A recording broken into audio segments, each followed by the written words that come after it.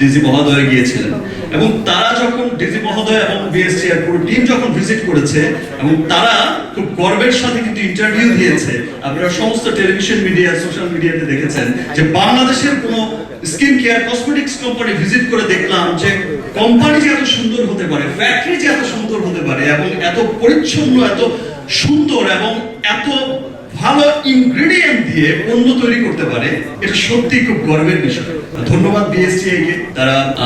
এত সার্টিফাই, এত যাচাই বাছাইয়ের পরে আমাদের রিমার্কের শুধু একটি দুটি পণ্য নয়, অনেক পণ্যই কিন্তু হালাল সার্টিফিকেট পেয়েছে এবং পেতে চলেছে এবং বিএসটিআই খুব অ্যাক্টিভলি কাজ করে যাচ্ছে। এবং আরো একটা বিষয় যেটা দেখলাম, যে একটা নিউজ দেখে বা একটা বিষয় দেখে আমি খুব